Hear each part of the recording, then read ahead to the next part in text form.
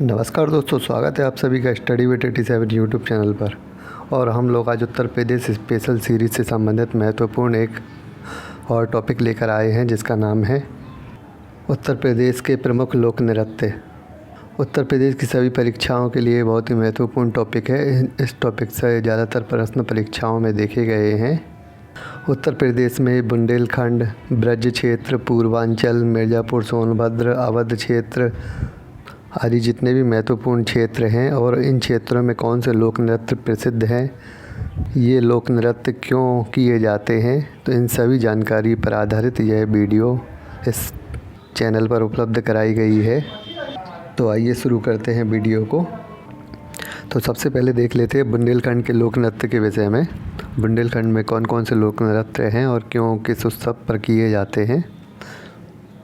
तो सबसे पहला नृत्य है ख्याल नृत्य। यह बुंदेलखंड क्षेत्र में पुत्र के जन्म उत्सव पर किया जाता है, यानी कि जिन घरों में बच्चों के जन्म के उत्सव पर यह लोक नृत्य किया जाता है, इसे ख्याल नृत्य के नाम से जाना जाता है। अगला नृत्य है धुरिया नृत्य। बुंदेलखंड में जो कुम्हार जाति के लोग हैं, यानी प्रजापति समाज के लोगों द्वारा स्त्री का भेष धारण कर यह नृत्य किया जाता है। तो इस प्रकार प्रश्न परीक्षाओं में पूछा जाता है कि धुरिया नृत्य का संबंध किस जाति से है। तो याद रखिएगा, कुम्हार जाति यानी कुम्हार समाज, प्रजापति समाज के लोगों का संबंध है धुरिया नृत्य से, और ये लोग स्त्री वेश धारण कर इस नृत्य को करते हैं। अगला नृत्य है सौरा नृत्य। बुंदेलखंड क्षेत्र में किसानों द्वारा फसल काटने के समय पर सेरा, सोरा अथवा सायरा नृत्य किया जाता है। तो बुंदेलखंड में कई कई जगह पर इसे सोरा, कई कई जगह पर सेरा और कई कई जगह पर सायरा नृत्य के रूप में जाना जाता है, और फसलों को काटने के उत्सव के रूप में मनाया जाता है। इस नृत्य को किया जाता है उस समय पर। चलिए आगे देख लेते हैं।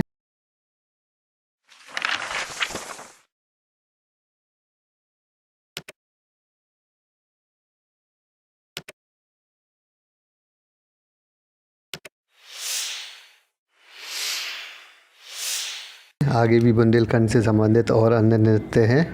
इन नृत्यों में हम देख लें। सबसे पहला महत्वपूर्ण नृत्य है राई अथवा मयूर नृत्य। बुंदेलखंड की महिलाओं द्वारा जन्माष्टमी यानी कि कृष्ण जन्म के उत्सव पर यह नृत्य किया जाता है। इसे राई नृत्य के रूप में जाना जाता है। अगला नृत्य है पाई डंडा नृत्य। अहीर अथवा यादव समाज के द्वारा हाथ में छोटे डंडे लेकर इस नृत्य को किया जाता है। जैसे गुजरात में डांडिया नृत्य किया जाता है हाथों में डंडियाँ लेकर, इसी प्रकार यह पाई डंडा नृत्य उत्तर प्रदेश का डांडिया ही कहलाता है, और बुंदेलखंड क्षेत्र में इसे पाई डंडा नृत्य के रूप में जाना जाता है। तो याद रखिएगा, यादव यानी अहीर समाज के द्वारा इनका संबंध है।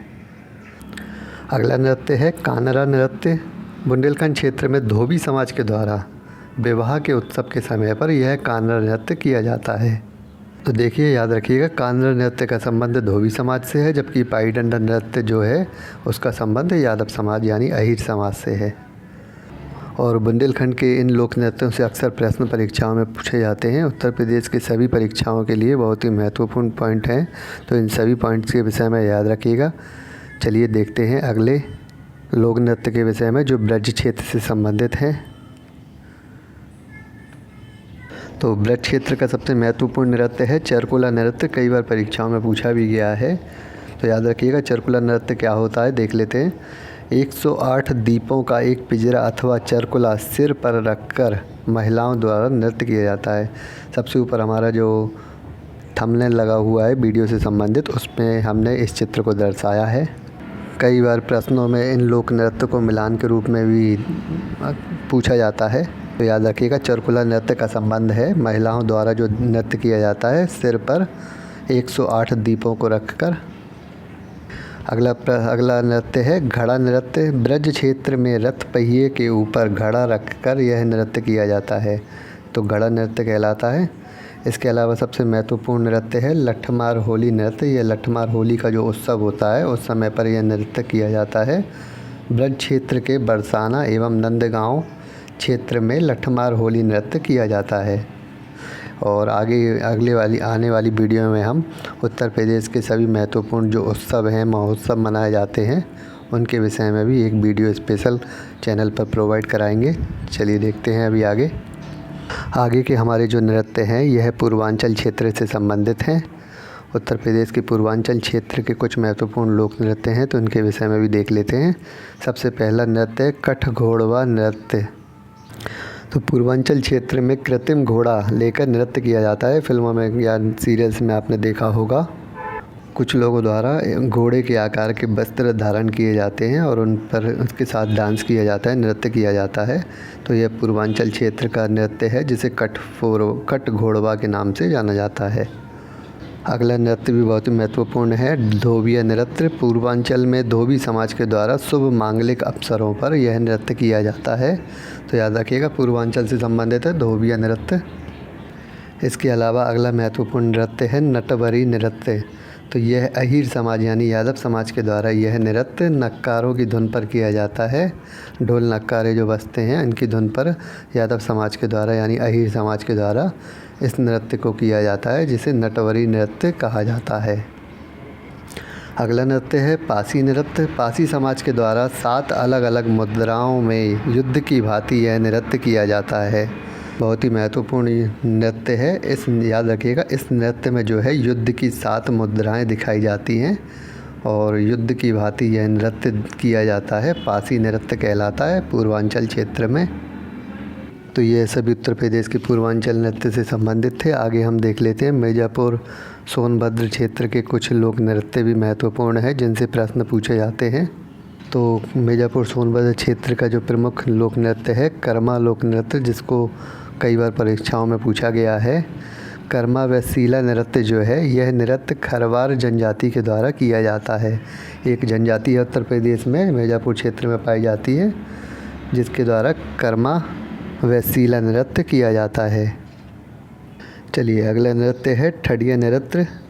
और मिर्ज़ापुर सोनभद्र के क्षेत्र में यह नृत्य लोगों द्वारा माता सरस्वती के चरणों में किया जाता है। तो माता सरस्वती के चरणों में यहाँ के क्षेत्र के लोगों द्वारा जो नृत्य किया जाता है वह ठडिया नृत्य कहलाता है। अगला नृत्य है चोला नृत्य। यह मिर्ज़ापुर सोनभद्र क्षेत्र में अच्छी वर्षा एवं फसल होने पर यह नृत्य किया जाता है।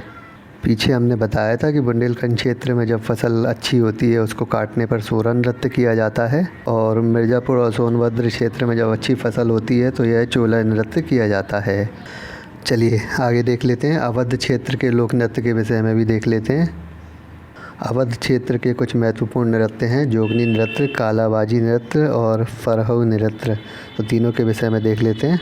तो सबसे पहले जोगनी नृत्य है। अवध क्षेत्र में यह नृत्य रामनवमी के अवसर पर मनाया जाता है, यानी रामनवमी के अवसर पर अवध क्षेत्र में यह नृत्य किया जाता है, जोगनी नृत्य। तो प्रश्न पूछा जा सकता है कि अवध के रामनवमी उत्सव से किस नृत्य का संबंध है, तो याद रखिएगा जोगनी नृत्य।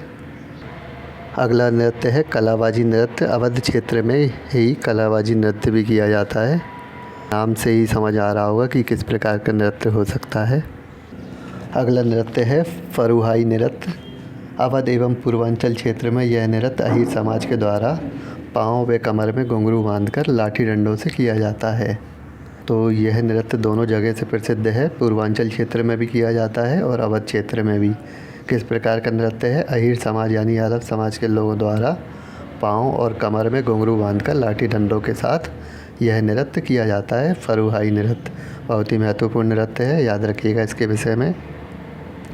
चलिए आगे बढ़ते हैं। उत्तर प्रदेश में कुछ और अन्य महत्वपूर्ण नृत्य भी हैं जिनके विषय में भी देख लेते हैं। तो सबसे महत्वपूर्ण नृत्य है छोलिया नृत्य। यह नृत्य जो है प्रदेश के राजपूतों द्वारा हाथ में तलवार और ढाल लेकर किया जाता है। तो प्रदेश में जितने भी राजपूत समाज के लोग हैं, राजपूतों द्वारा हाथ में तलवार और ढाल लेकर इस नृत्य को किया जाता है, छोलिया नृत्य कहलाता है। बहुत ही महत्वपूर्ण नृत्य है। चलिए अगला नृत्य देखते हैं, ढेड़िया नृत्य। बहुत ही महत्वपूर्ण। दोआब क्षेत्र में मिट्टी की जालीदार मटकी लेकर यह नृत्य किया जाता है। तो दोआब क्षेत्र जो है मिट्टी की जालीदार मट्टी लेकर वहाँ के लोगों द्वारा इस नृत्य को किया जाता है, ढेड़िया नृत्य कहलाता है। खैर ज़्यादातर इस ढेड़िया नृत्य के बारे में अभी तक नहीं पूछा गया है, परंतु आप लोग को फिर भी सभी लोक नृत्यों के विषय में जानकारी होनी चाहिए मुझे नहीं लगता इन सभी लोक नृत्य के विषय में जानकारी लेने के बाद उत्तर प्रदेश की परीक्षाओं में कोई भी लोक नृत्य पूछा जाता है तो आप ना कर सकें, ऐसा नहीं हो सकता। हमने इस वीडियो में उत्तर प्रदेश के सभी लोक नृत्यों के विषय में पूरी जानकारी दे दी है और अगली वीडियो में उत्तर प्रदेश के जितने भी महत्वपूर्ण उत्सव हैं, किस प्रकार मनाए जाते हैं, कहाँ मनाए जाते हैं, उन सभी पर एक वीडियो दे देंगे। चलिए इसी के साथ इस वीडियो को समाप्त करते हैं। इस प्रकार की वीडियो आगे पाने के लिए चैनल को सब्सक्राइब ज़रूर कर लें और वीडियो पसंद आती है तो लाइक कमेंट भी ज़रूर करें। धन्यवाद।